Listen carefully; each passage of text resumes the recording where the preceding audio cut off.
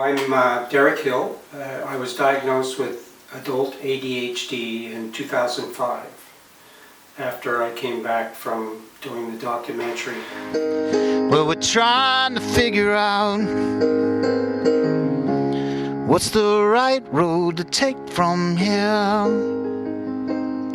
Well, we're always thinking about what will life be like here in a couple of years.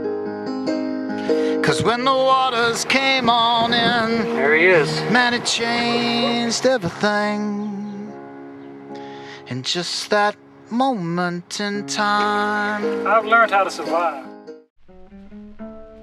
It all started when I quit my job after 17 years selling cameras, and I think I was fairly discontented, and one day I think I kind of snapped and I said something to one of the managers about something that he wanted me to do, and I kind of went into a dialogue about things I didn't like about it, and then the owner wanted me to quit after that.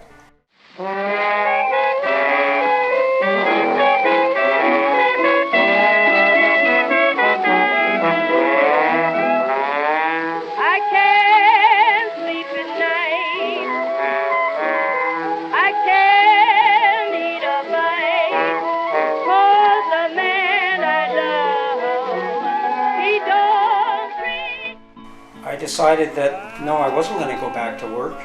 Then I saw Katrina, and it just sparked something in me, and I thought, well, I mean, here's my opportunity to do something, as a documentary. So I decided I was going to go down to New Orleans. So I didn't know exactly what would happen. I just had this sense that I wanted to do this and things would work out. Actually, I didn't even think about that. I just decided to do this. It was kind of an impulsive thing. Hi, my name is Pete Quilley. I have attention surplus condition, more commonly known as attention deficit disorder. So I've been coaching adults with ADHD since 2003. Yeah, so there's three hallmarks of ADD: inattention, impulsivity, and hyperactivity. The idea of Derek quitting his job and say, hey, let's go down to Katrina, that's a very common thing. When we have a new idea, often we get very passionate about that idea, we just jump and follow in. And if we're on the right track, we can do really cool things. Impulsivity done right is creativity.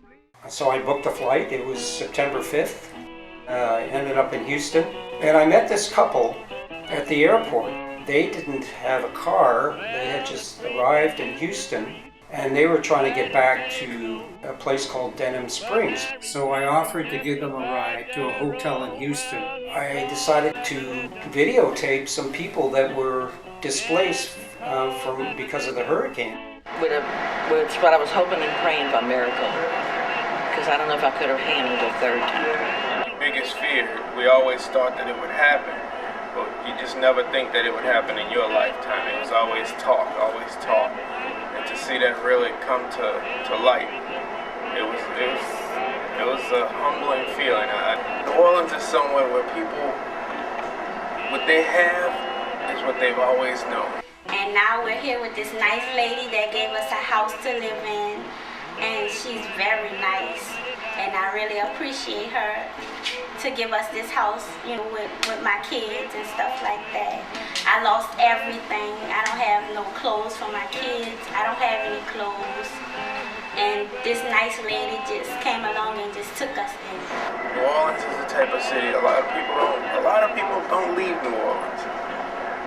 People that are from there don't leave there. It's hard for them to just pick up and leave. To see them have to, I know it's hard, and I think that's the biggest problem with having people leave, because they don't want to leave. That's all they've ever known, and they live and die in New Orleans. I decided that I would try to get to New Orleans. So I went on my way to Denham Springs to try to look up this couple. I wasn't able to get the directions. So I thought, well, what's my next step? So then I decided, well, I'm going to go to the local fire department and get directions. The captain, Melvin Wheat, was going on these rescue operations, and Melvin was was the fellow in charge of all this. So I talked to him. I said, do you think I could come with you guys or something? And he seemed a bit hesitant. But then he said, yes, you can come along. And it was just amazing. I was so thrilled, and he kind of took me under his wing. And from one street to the other, you turn around and come back and forth and zigzag, but you want to make sure you get to. If you're a photographer, impulsivity, I've coached a few photographers with ADHD, and I would argue that there's probably a higher rate of them, because what do you do as a photographer? You hyperfocus and you impulsively scan your horizon like ADHDers do, and you see things that other people don't see because we don't filter so well. So you're probably going to get better shots, you're probably going to take more risks. And around 10 o'clock at night, he said, well, it's a go tomorrow. They were actually going to go on rescue missions. So that was just incredible. What they were doing is unique, because they wouldn't just call out and ask us if anybody was there. They would actually go into houses and knock down the doors, because there were so many people who didn't want to leave. There he is. I understand this is a rough neighborhood. I live back here. I said, well, if I'm going to go, this is my safest chance right now. You want to pack a few things? You got that? This is it. You got everything you need, right? This is it. So how are you feeling generally? Oh, I feel good. Yeah, you look pretty good. Yeah, well, I've learned how to survive. My name is Mohammed Abdel Fattah. I've been practicing psychiatry in Canada for many years. ADHD is not a psychiatric disorder. ADHD is a neurological disorder. We found between ADHD patients, about 47% of them, they have some sort of an anxiety-related problems.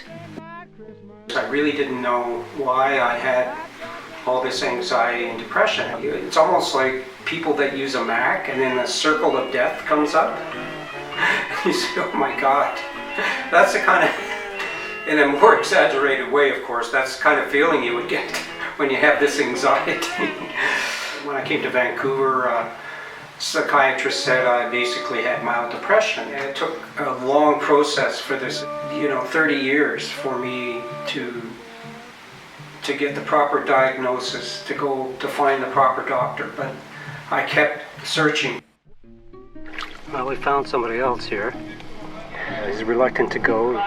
Hopefully he'll realize that he can't stay here. There's just nothing left, and he's just going to have to go and come back hopefully in a few months. Paul, why don't you let us help you? We're gonna help you. What I'm do about my house? Yeah. We'll help you lock it up. Oh, well, what I gotta do? I gotta do more than lock it up. I got to pay my electric light bill. Well, there ain't gonna be no electricity for about 6 months. 81-year-old man. He was a single amputee. He was wheelchair bound. He had numerous medications, plus he was insulin dependent. For the most part of his experience, he was trapped in his house with water chest deep. I was so inspired by him. It was just so emotionally touching that it was kind of hard to maintain the composure.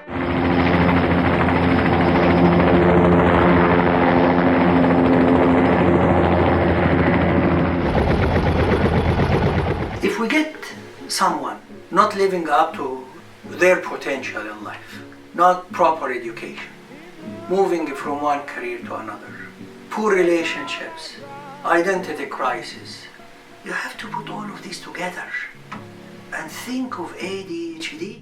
So with ADHD adults and even with kids, comorbidity is the norm, and comorbidity as in there's more than one condition.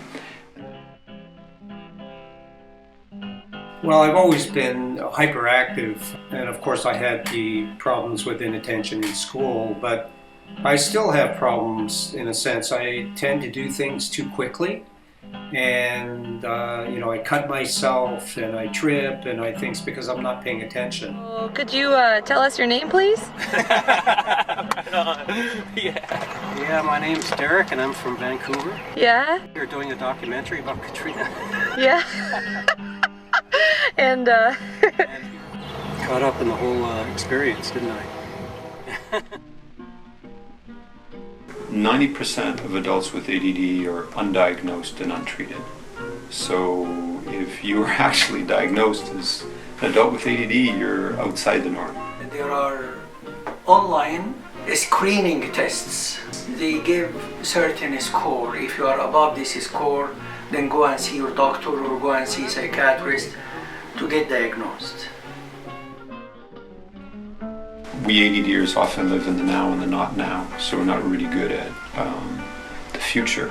If you don't give up, if you keep seeking help and you keep seeking answers, then you will improve. A lot of doctors that specialize in ADHD, and you can't get the help if you just keep looking and find the correct treatment for yourself. Some patients, they refuse the idea of having a neurological disorder. However, the majority of them, they feel relieved once they know that they have something. Oh, now I know why I've been living this life. To your surprise, if you give them the right medications, they will not see anybody after that.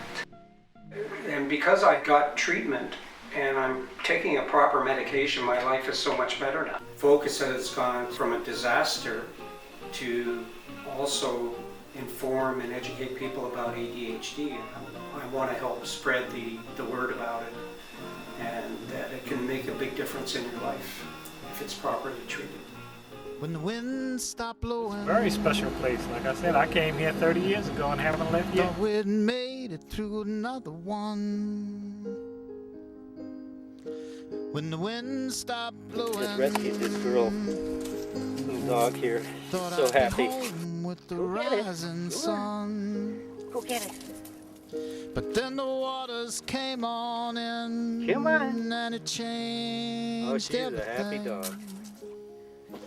In just that Amazing experience here, and